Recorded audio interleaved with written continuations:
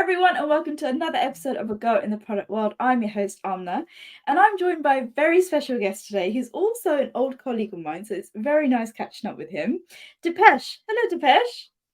Hi, Amna. Nice to see you again. It's been a few years, unfortunately, but yeah, great to get together again. Great to catch up. Now, Dipesh is the product lead for sports at Sky, which is aligned to his many passions, which we'll go into.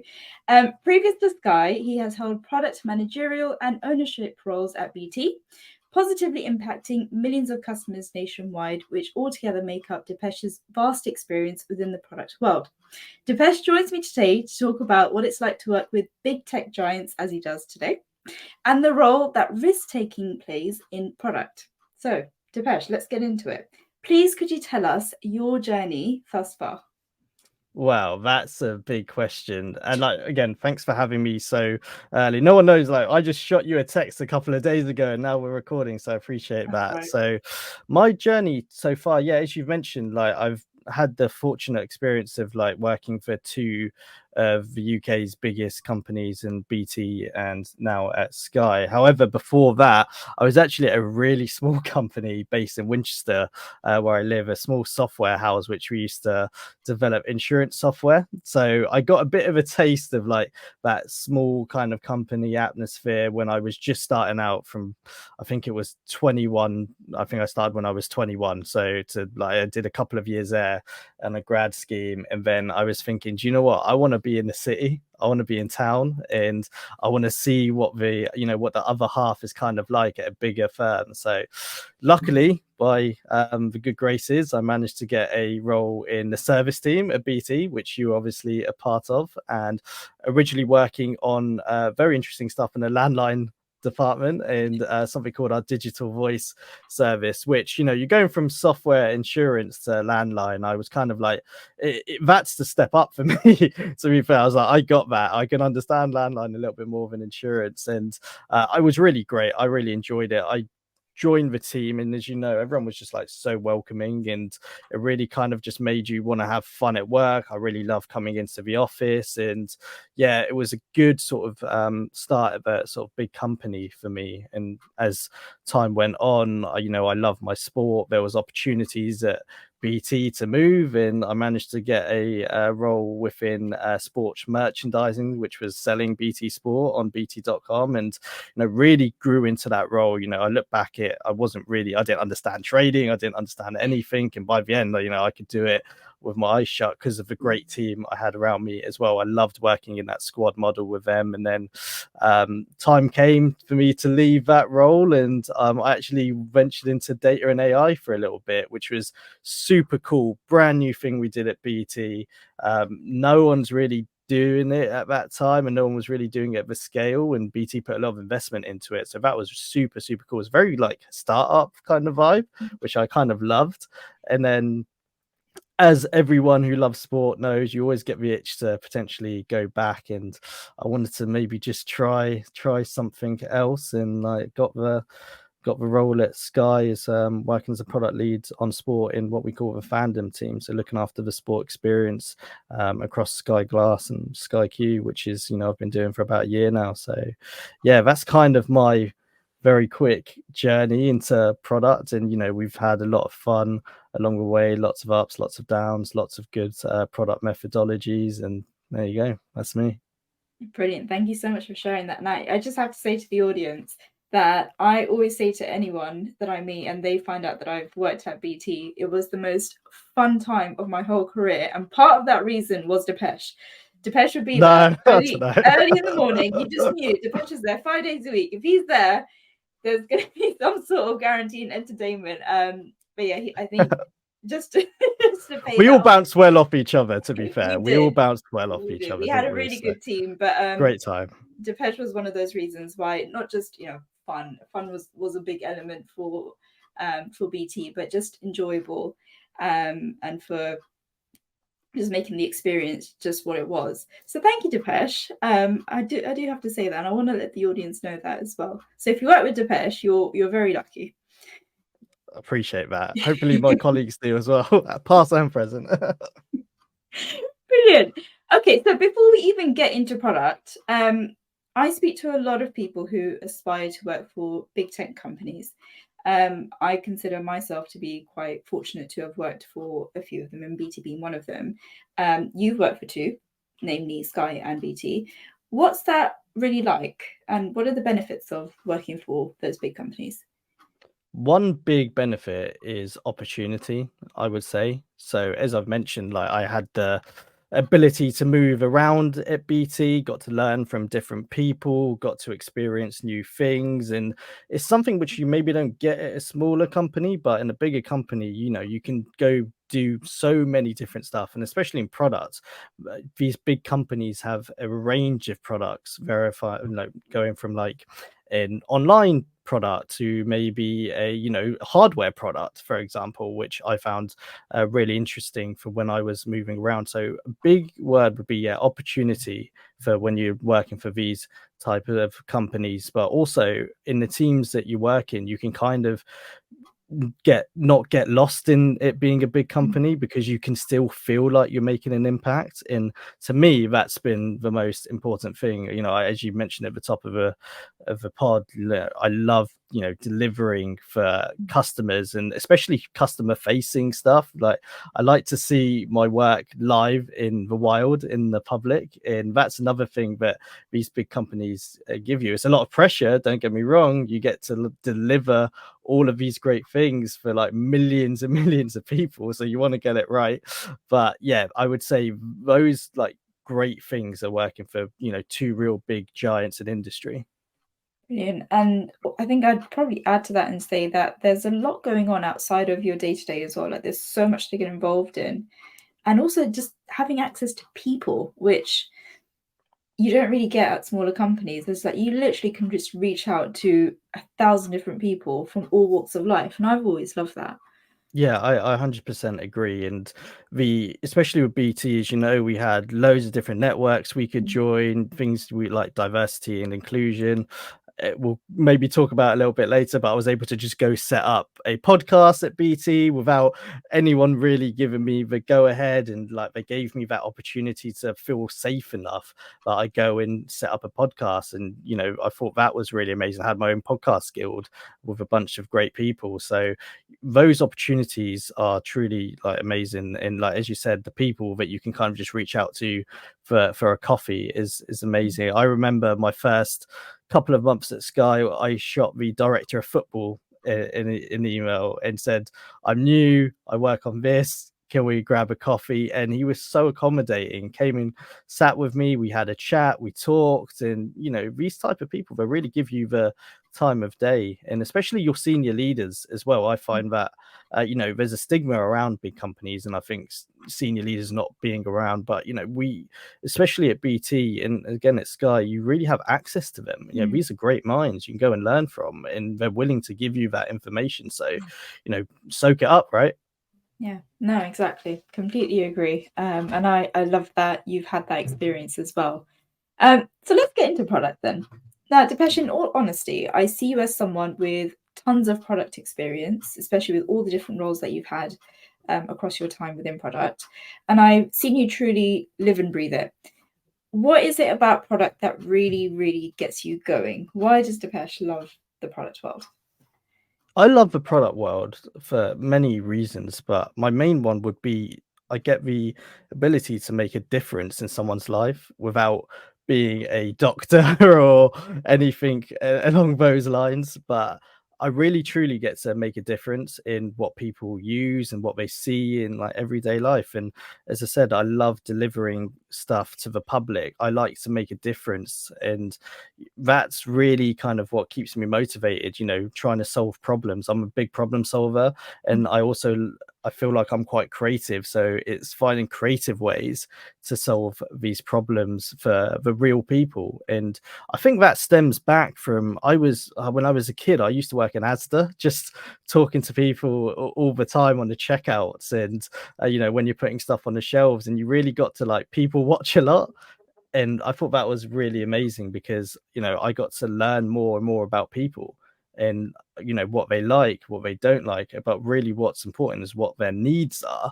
And I kind of like took that with me like at an early age to then into my more professional world, shall we say, and start to understand customers' needs and habits a little bit more. And I just love the diversity of everything and people thinking different, and also, to be honest, trying and failing a lot of the time to build stuff. So those reasons really kind of keep me going and keep me wanting to stay and deliver for customers. I love that. And I think you're so right. It's so much about people and learning about them as opposed to your products. I think sometimes people get so obsessed about making sure the product looks really, really good. And I'm sure you learned this at BT as well and other places, that sometimes it's the simplest things that the customer wants. And if you just give that to them, the customer satisfaction levels soar and your product starts to do very well. And then you can focus on making it looking better. But it sometimes is just the simple things, but listening. And I think throughout the time that I've known you, you've certainly been a great listener. But I think that people aspect is something that's so important. So many people that I talk to want to get into product. They're like, what should I do? What courses should I take? And I just want to say to them, just focus on people, learn who your customer base is. And that's basically what you need to begin to succeed, right? 100%. I was lucky enough to have a great mentor at BT, Kevin Lee, who's the MD of the digital team, chief consumer digital officer. And he said to me once, just like, I love people watching. And by doing that, you learn about their behaviors, their habits, and it's so true. It really is. Not in like a weird way, but you get to know so much more about people. And I think it's just, that's who we are at the end of the day. And whenever you get into some politics or whatever, there's a discussion regarding your product, most of the time you always bring it back to, actually, let's all get on the same page because we're delivering the best experience for a customer here. And that kind of brings everyone back to sort of ground, really, doesn't it? So I think it's really important.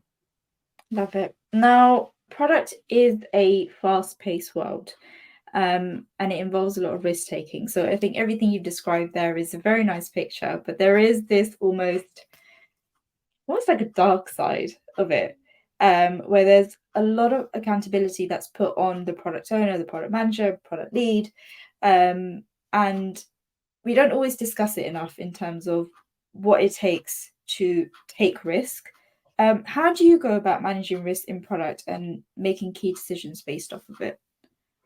Yeah, I think for me, it's all about being as transparent as possible, as early as possible, with risks relating to your program or your product, especially. And it sounds a bit corny. It's simple as almost going through a risk register at some stages, and making sure you've got your contingencies in place. That if there is a risk, you kind of know what to do. You've got that backup plan. You've got something in your back pocket that you can kind of help if something goes wrong. So, and if it does go wrong and people don't know about it at the very start, then that's where I think you can almost get it yourself into a bit of a pickle. I think if you're transparent at the start, people will forgive you because they're happy that you're at least calling it out, and that way you can actually get more people to help you with your risks and help to potentially mitigate those risks. And I think that's sort of really, really important. Like a lot of it, you might go in halfway through a project or program, as and then find out, oh, actually, in order to do this, I've got a dependency on another team. I didn't know that at the start, but I'm going to tell everyone now. And then, you work through with people again, just to say, what do I need to do to actually be able to get this done? I've got a dependency with your team. What's your backlog like? What's the priority like in the business? And you then have to have those negotiations to a certain extent. And then a big word is compromise. Sometimes you may just have to compromise. That's why in product we deliver MVPs, right? No one ever really delivers a full functioning thing right away. There's always some sort of testing that goes in beforehand, because if you do have risks later on and down the line, you can kind of like manage those out. So loads of different ways you can sort of manage risks. I found those sort of like being transparent, keeping a log, having the backup plan, those have been sort of my my initial things. And I can, to be honest, be quite pessimistic with it sometimes, and just be like, okay guys, we need to we need to do this, and like, oh, I'm a bit cautious maybe because I want to call them out earlier on. But I'd rather almost be like that to an extent, and rather than go blindly into a program not knowing kind of what my main risks and dependencies are. And it's a lot of work, to be honest, to try and mitigate all those. Well, that's why it's so important working with a team, because it kind of, as a product person in my early days, I would try to take them all on, and I would try to be around, and I'll try to solve a risk. But when you start to rely on others who will also have great ideas, if you're working in a squad, there might be some dev or design that will be able to help you, or even, as you say, the rest of sort of your internal product network, or even your stakeholders. I found my stakeholders have actually helped me mitigate risks sometimes. So that's why that transparency is really clear, really sort of important. I love that. And you're right, your stakeholders aren't your enemies. At the end of the day, you're all working towards a common goal as well. And I want to get a little bit candid, actually, Dipesh, and ask you, has there been a risk that you've taken in your time where it just didn't work out, and how did you get yourself out of it? Oh, that's a good question. Yes, many times. But it's a funny story. I'm going to give you a simple one, because it's not really a risk, I would say, but it was more it was a risk in the sense of we did it thinking people might want it, and didn't really think about sort of greater business goals. But I remember once, it's a funny story, at BT we were launching the WWE page as part of BT Sport, and I would work with a good friend of mine in marketing, and we had something like, if you buy BT broadband you get a wrestling belt, and I think marketing had ordered X amount of belts, and I felt, all right, we on our page we've really got to push the belts sort of thing, like what's going on, we have to push belt. And the page just ended up, first of all, looking like we just wanted to sell belts, and that wasn't the purpose of it. The purpose was to raise awareness that the WWE was coming, and also give customers alternative options to purchase BT Sport. And I remember going into a review with a couple of our directors at the time, and I remember thinking in my head, this is great, everyone wants this would be amazing, I'm going to come out of here looking like a hero. And I remember being torn apart in this session of, why are you doing this, why are you selling the belt, why are you doing it at that price as well? And like, I thought I'd almost be a bit risky and edgy and put the price of the belts on the page and stuff, and it didn't work out, and we ended up quickly, to be honest, rectifying it. And the problem was it was over Christmas time, so a couple of the guys had to maybe work a little bit later than they would have liked to. But end of the day, we got to a state of like launching on time, without this sort of situation.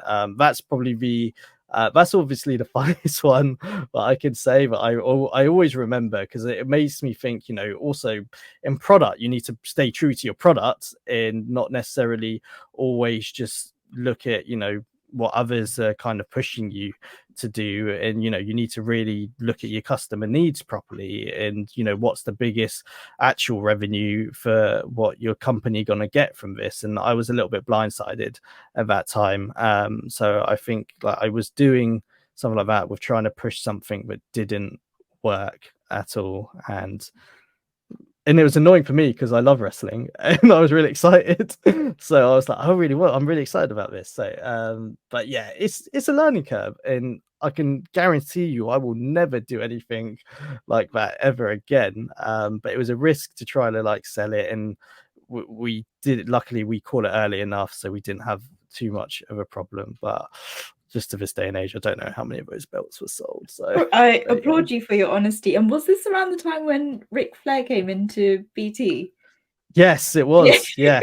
Ah, what a day that was. Yeah, we had all the wrestlers come into the office, and I remember being at the front, like asking all the questions, and got to go to a really cool like events after at BT Sport Studio with the WWE.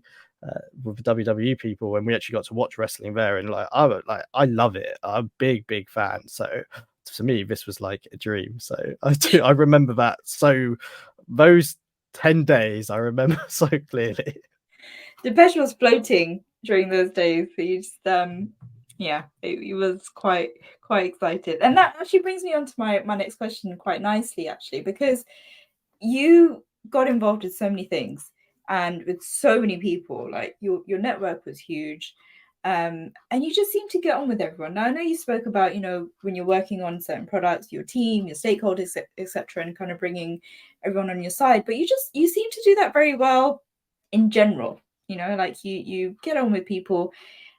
How do you do it? Because it's very important. I definitely saw the benefits of that, aside from having to be very social at all hours of the day. I don't know how you got the energy to do that. But how do you do that? Because I think a lot of product people would definitely benefit from that and working on it as well. Just you know, getting involved with people and being just acquainted with people all around, just to, you know, for things like context and knowing how their product might affect something else. How do you do it? Yeah, it's the old saying, it's nice to be important, but it's important to be nice. And I kind of just try to take that motto with me, especially into the work space. And it's a great question because I don't know how I'm kind of doing it. I always just try and find a common ground with people. Mm. And I can talk about football with one person, and I can talk about the latest tech news with someone else. And I invest in myself to be able to have these conversations with people, and I find people so interesting. But I love asking questions. Mm. I love getting to know them. And I remember once at BT, a friend of mine sitting next to me, and she was like so annoyed, not annoyed, because I had about 5 or 6 people come up to me in the period of like 10-15 minutes. And I was like, it was just after COVID, so people were not seeing each other for a while. And she asked me like, how do you know everyone? Like, what's going on here? And I've always sort of pride myself in like trying to really get to not only just like your stakeholders, but the people that you work with. And it was really sort of me going out there. I remember my first day at BT, my old boss Tom, great guy by the way, came up to me and said, "Oh, this person, she will be able to help you. Do you know who she is?" And I was like, "No." And she's like, "Oh, she's just sat over there." I was like, "Oh, just go up." And he always said to me, I was really impressed by the way you just got up and spoke to them instead of like sending an email. But I think it all comes back with where I started at that small company in Winchester. Mm. You had to go and talk to people then. Mm. There was really no point sending an email to someone who's sitting like 2 desks away from you. So I'd always feel like, even though we'd all have a floor of the office, that was kind of the whole office to me. And I felt really comfortable and kind of in this bubble that I could go and speak to people and make that connection and get to know them on a personal level as well. And I really think, like, you know, being empathetic to their issues, trying to, you know, help out where I can with work or personal, whatever it would be. And you know, I've been so lucky to come away with friends for life that I still speak to from my old jobs, you know, and that to me is the most important thing. I just kind of I've always wanted that if I ever leave a company for whatever reason, good or bad, I just want people to say, do you know what? Dipesh was all right. That's all I've ever wanted, to be honest with you. So Mm. yeah, it's a hard thing to do at first. I remember when I joined Sky, I found it so tough to go and kind of do that same thing. I wanted to be a little bit more reserved, and maybe kind of I wasn't being my true self at the beginning. And you know, especially the last few months, I've started to really kind of come back to my old self and make those connections and talk to people. And I just feel like I'm, you know, that's who I am. And there's no point kind of hiding it. I love talking to people and I love getting to know people. So yeah, it's easily done, and it's probably the most important thing you can do when you join any business or even throughout the business. You know, just make connections. I've got a good story if you would indulge me for a second. I was on the tube once at BT, and I was sat next to the chairman, Adam Crozier, and I recognized Adam from some videos they did internally, and we got off the tube, and I just went and spoke to him, and I said, "Adam, nice to meet you. My name's Dipesh. I work here. I run one of the podcasts, sort of thing." And he's been in media as well, and we had a great chat. And 2 weeks later, I was having coffee with him in his room, just talking about Digipod and talking about product and even life and stuff. And it was, I look back on that as one of the greatest experiences ever. And Ash Roots, as you know, our old mate, always said to me, "You don't ask, you don't get." So you make your connections, and when you ask the questions, and if you don't go and talk to someone, then you're never gonna know what might have been. And I never want to go through life knowing what might have been. Oh, I love that. And I really, really love how honest you are with how long it took you also at Sky to do that. Because I think a lot of people really start to beat themselves up when they do make that transition from I always say to people, BT was a bubble. It was a lovely bubble where we had a lovely atmosphere. And I think COVID probably had a bit of a part in almost I don't want to say burst that bubble because I wasn't there for the whole of it, but it was lovely. And moving to a different company, it's very difficult to try and almost create that environment again somewhere else, and with your personality, because you want to be how you were in a place that you were comfortable. And the fact that it's taken you this long, I can tell that must have been very difficult for you. But I'm so glad that you've now found your feet and are doing this stuff, because that's the Dipesh that we all love to see. But there is something that I want to talk about as well, which I find very difficult to explain to people because they weren't there and you were. When you just said Ash, and that like just struck something with me, and I'm like, that leadership was amazing, and we were both under that. And when you think about a leader in a product space for such a big company, you think they're untouchable, you'll never see them. And he was the complete opposite. And I want you to tell the audience in your own words what that leadership was like and how it impacted you. Because I've tried and I think I've failed. But yeah, go for it. It's a hard one, to be fair, to explain unless you were there and you sort of got to witness it. To me, we were so lucky to have these people who didn't only care about our work but cared about us as people. We both got to work with great leaders at BT, and in that sort of sense, with being visible as well, I always found that the biggest thing. I remember when I first joined BT, we had breakfast with our director, Dave McDonald, who's the nicest guy you'll ever meet in your life, like really great product guy as well. I always say he's one of the best product people I've ever met in my life. And he really pushed me to be better as well. And he pushed the team to be better. And that's kind of what you need. You almost want that someone to look up to. And I really looked up to Dave, and I really looked up to Ash and Kevin later on down the line, but especially during those sort of COVID times, I remember it being difficult for a lot of the leaders, and we had these like virtual all hands, and I remember thinking those were really fun because it gave everyone a chance to sort of come on, talk, but also a chance to present in front of like hundreds of people at that time, which was awesome in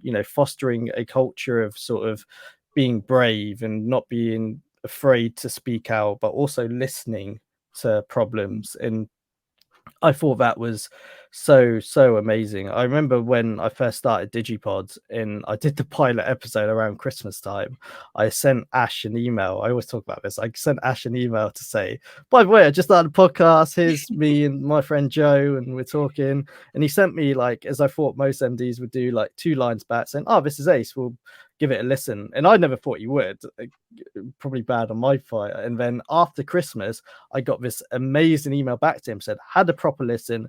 This is great. Here are some points." And I was like, wow, you've taken time out of your day to listen to this from me.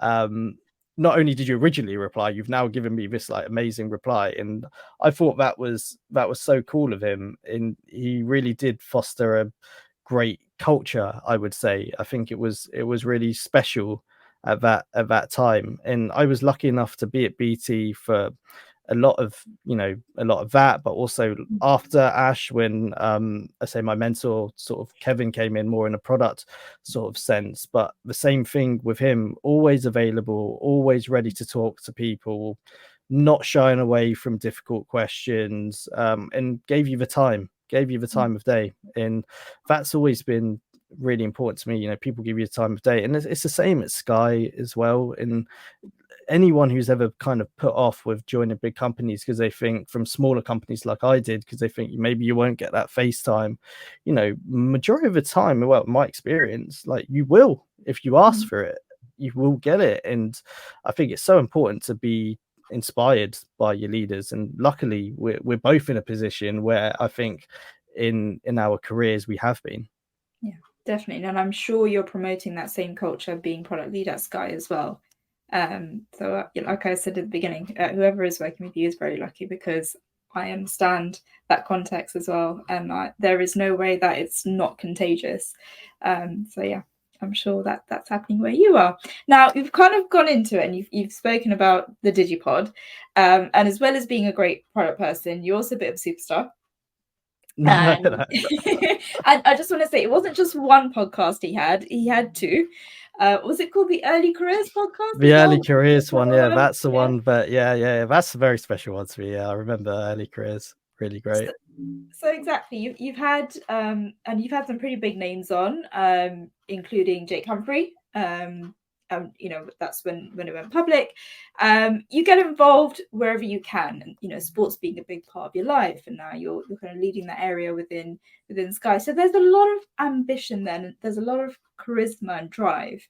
Why is that so important to you to get involved in all of these things?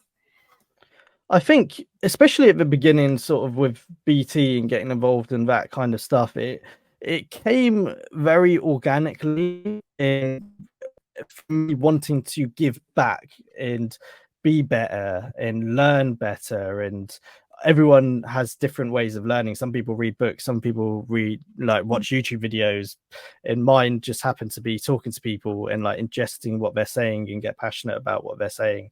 So it was really important for me to sort of find my own way of learning the stuff. And that's why it was sort of important to me, because I needed to find that motive to get myself to the next level. And to be honest, I didn't know how at the time. So, you know, and one thing always leads to another thing. Liam Dyson said to me, one of the product leaders, which we used to work for, he always said, say yes to everything and then kind of go back. And I'll never forget that.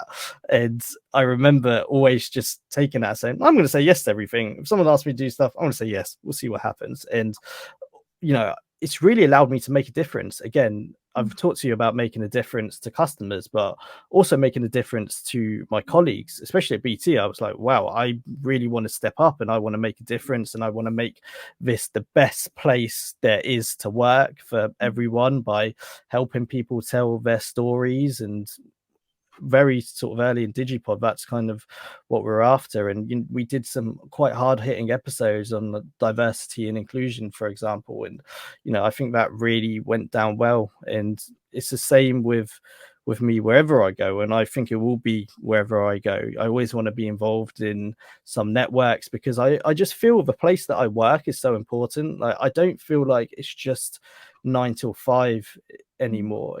It's so much of your life, your work is. So I can't imagine, really. I don't like just going somewhere and just finishing. I want to try and get involved in little bits and pieces where I can. You know, sometimes it takes a while to settle in somewhere and stuff like that, but I've always wanted to try and be involved wherever I can to help out. I've even like outside of work, in my Sunday football team, I run their social page, for example, and like it's just fun for me to do that. And like now helping out with the management team, because some people can't get to some games and things. You know, I like to try to make a difference and try to be involved wherever I can. And it really just gives me some pride and gives me sort of joy as well. That's the most important thing. I enjoy doing it. Do you know what I mean? This isn't a chore for me by any means. Like, I love doing it, especially those two things at BT, the Early Careers podcast and Digipod. You know, I absolutely really did. And it was so important to me that those kind of kicked off other bits and pieces. I remember Digipod had a few people listen to it, and then, you know, as you said, we went external. We did the stuff with Jake Humphrey, which is a super great guy, and people would listen to that and start their own podcasts off the back of it. And I remember thinking at BT, that's the biggest compliment I could get, that people have listened to Digipod and it's inspired them to go and do other BT podcasts. And I was like, that's so amazing, and that's what you kind of do it for, to make that difference. And that's kind of where I'm at with it, and hopefully you will always be at. Great. I think that I just want to say, like, it's your dedication, which is why I was so quick to have you on. You're a great product person, but I think the sheer determination that you carry with you, with everything that you do, it just comes across. And I think that's really what attracts people to you. And you're right, you want to go someone, you want to make a difference, and you actually do. And I think that's great. And I remember I used to like see you in the morning every single day in the office. And I used to be like, Dipesh, like, you live in South Hampton, right? Like, how do you get here before everyone else? Like, are you not tired? And I see you, like, sometimes you're the last person to leave. You're sitting talking to someone about digital voice or whatever it is. Like, what is it? Like, how do you get your work done? Aren't you tired? And you're like, oh, I just do my work in the morning on the train. I'm like, what? Like, just that dedication that I saw from you, it's very rare, but that is the reason, if I'm honest, why I wanted to have you on, because I want people to see that within product there are so many inspiring people who just have this determination, and they're the ones who go on to make such big differences, whether it's to customer lives, the people who they work with, stakeholders, whatever it is. That's it. You get, yeah. And to me, especially, I know it's a long way to travel, and thank God for flexible working now. I don't know if I've got it in me at this age anymore, but yeah, I just loved being around people, and you get such a buzz. Like, I can't not do a podcast with you now today and not go away thinking maybe it's time I dusted off the old mic hand and tried to do something, because I can see your passion for what you do in products and podcasts, and that inspires me. So I think really who you choose to be around you says a lot about you as a person as well. I think you get motivated by the people that you're with 99% of the time. So, and if you're passionate about something, as we said before the call, you'll always kind of make time for that thing as well. So I remember I loved being in the office, I loved talking to people, but my key thing is I was learning so much from everyone that I felt like I had to be there and take it all in. And hopefully now that stuff's paying off. No, I can definitely see it paying off. I love it. I love seeing your successes. Right, Dipesh, we're going to go into the tradition of this podcast, which is where you get the chance to give your best piece of advice to the audience. Now, this could be advice that you've either received or your own advice that you'd like to give out to the world. That's a great question. I think I've got two, if that's okay. I think my first one is make connections with people. Be kind is your foremost thing. Be kind to yourself, but also be kind to others, and that will pay you back tenfold. It really will. And you'll make great connections.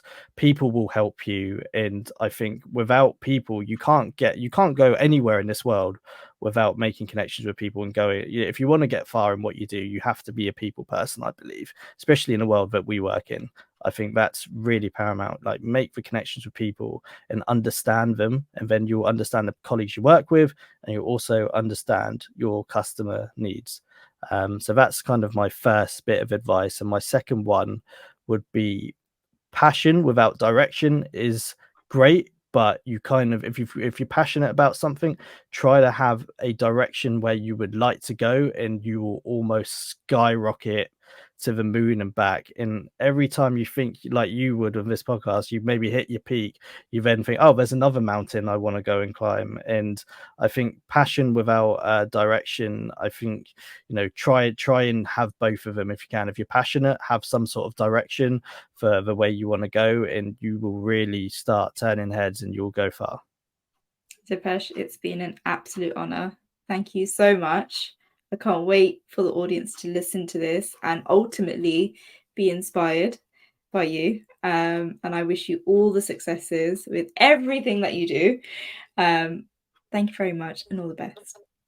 No, thank you so much, Amna. You're a terrific host of this podcast. I absolutely love what you're doing with this, and I'm so proud of you as well, especially with what you're doing with the podcast. And thank you for having me, and maybe one day we can do it again. Definitely. Thank you, Dipesh. Cheers.